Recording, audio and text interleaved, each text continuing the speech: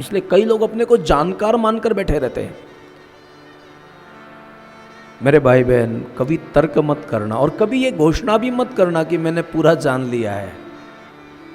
कभी ये भी मत कहना कि मैं ही ब्रह्म हूँ, मैं ब्रह्म बन गया हूँ। क्योंकि आजकल तो क्या बताएं, थोड़े से लोग कहीं चले जाते हैं, 10-5 बार सत्संग क्या सुनते हैं, फिर वो अकेले में मिलते हैं कि महाराज जी कथा में तो हम मिलते हैं लेकिन बातें नहीं हो पाती है, क्योंकि आपकी मर्यादा होती है।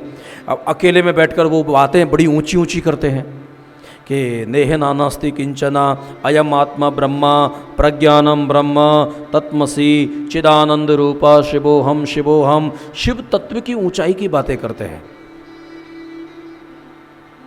और मेरे भाई बहन, मैं कभी कभी कथा में कहता रहता हूं कि एक जो व्यक्ति था ना, था बड़ा तार्किक आदमी, पढ़ा लिखा था, अब घर वालों से बनती नहीं थी तो झगड़ा करके कहीं शहर में चला गया बच्चों को लेकर। लेकिन वहाँ भी वही फालतू के काम धाम, बस खाली खाली ज्ञान की बातें बघारना।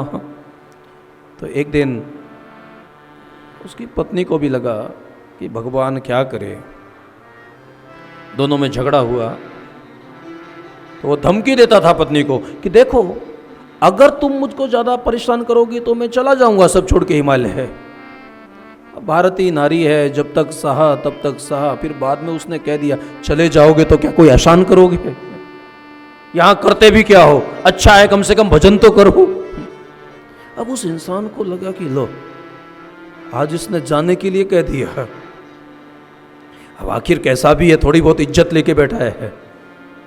अब वो जाए तो जाए कहाँ, लेकिन घूमते घूमते कहीं पहुंच गया गंगा किनारे और देखा कि अरे अरे यहाँ बड़े स्वामी जी का चतुर्मास हो रहा है, यहीं बढ़िया है ज्ञान की बातें सुनने। अब ज्ञान की बातें करने में तो बड़ा तेज था, तो 10-20 लोगों को प्रभावित कर लिया।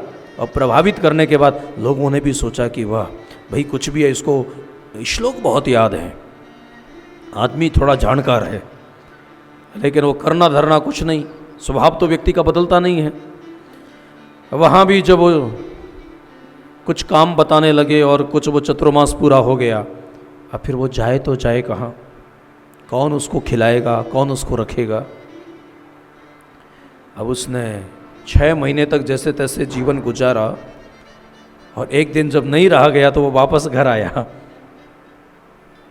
हालांकि ये बात है तो बहुत अलग है, मुझे फलाने के घर जाना है। अब याद रखना, भारतीय जो माँ होती है ना, सच में ये बहुत जानती है, भगवान जा करे ना करे कि कभी इनको सहना ना पड़े, लेकिन कभी कभी प्रतिकूल परिस्थितियाँ हो जाती हैं ना, तो गृहस्थी को कैसे संभालना है ये परमात्मा ने इसको दिया है। वो बेचारी उसके भरोसे छोड़ के कहीं नौकरी करती थी, अपने बच्चों को पालती थी। लेकिन कुछ भी है, आखिर भारतीय नारी है, कोई बात नहीं, घर में आया, उसका घर है, रह सकता है। बच्चे दौड़ कर आए, पिताजी आ गए, पिताजी आ गए। तो वो बच्चों को कहने लगे कि तुम सब मिथ्या हो, मिथ्या हो। तो क्योंकि अब उसको ज्ञान हो गया है, कई लोगों को ज्ञान होता नहीं है लेकिन ज्ञान की बातें रट लेते हैं, ये सब मिथ्या है। फिर वो मकान मालिक आया, अरे भैया ऐसे भी कोई जाता है क्या, कितने महीने हो गए, अब बहुत ही तो मैंने सोचा इससे क्या किराया मांगू, मेरा पिछले 6 महीने का किराया बाकी है।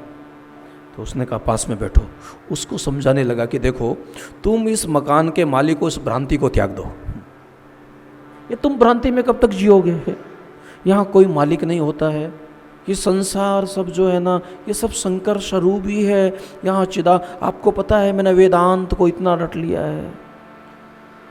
उसने कहा कि गजब ज्ञान हो गया इसको भाई।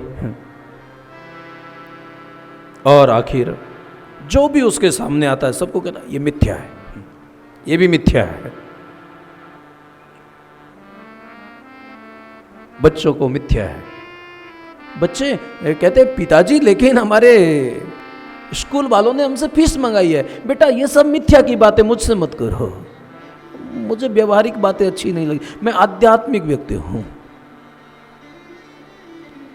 रात्रि के 10 बज गए, उसकी पत्नी ने रोजाना की भांति प्रसाद बना के बच्चों को खिला के हैं विश्राम में चले गए हैं। वो बार बार जो ब्रह्मज्ञानी है ना, वो बार बार जाके रसोई की तरफ देखता है, फिर उसको अकेले में जाके पूछता है क्यों, आज कुछ खाने के लिए बनाया नहीं? तो उसने कहा सुनो जी, ये सब मिथ्या होता है, मिथ्या होता है। ईश्वर समझाया नहीं जाता है। ये कभी मत कहना कि मैं वहां पहुंच गया हूं, वरना तो कोई ज्ञानी 1 मिनट में पकड़ लेगा तुम ब्रह्म हो। ये अनुभूति किसकी है, ये बोलता, ये अभिव्यक्ति किसकी है। इसलिए याद रखना, कहा नहीं जाता है, तुम्हारा जीने का ढंग बता देगा। इसलिए एक बहुत सुंदर श्लोक है, स्थित प्रज्ञस्य का भाषा समाधिस्तस्य केशवः स्थिद्धि किम प्रभाषित, स्थिद्धि किम प्रभाषित किमासीत ब्रजेत किम। जिसकी बुद्धि शुद्ध हो जाती है, जिसका मन निर्मल हो जाता है, वो कैसे चलता है, वो कैसे बैठता है, वो कैसे बोलता है। बड़ा सुंदर वहां विवरण लिखा है, प्रजहाते यदा कामान सर्व पार्थ मनोगतान आत्मन्नेवात्मना तुष्ट स्थित प्रज्ञोस्तदोच्यते। कोई भी व्यक्ति जब बाही कोई भी व्यवहार उसको प्रभावित नहीं कर पाता है और उसको अपने स्वरूप की अनुभूति जब हो जाती है, तो उस बाही संसार का आकर्षण निवृत्त हो जाता है। याद रखिएगा, भजन करने से संसार नहीं मिटता है, संसार का आकर्षण मिट जाता है। कोई कहता है भजन करने से क्या मिलेगा, मिलेगा क्या, बल्कि खो जाएगा। क्या खोएगा, सीमाएं खो जाएंगी, आप असीम हो जाओगे। अभी आप बहुत धारणाओं में जीते हो, लेकिन जैसे जैसे धारणाएं खो जाएंगी ना, तो केवल और केवल शिव पुराण के अनुसार शिव तत्व बचेगा। न पुण्यम न पापम न सौख्यम न दुःखम मदो नैव मे मात्सर्यभावम्।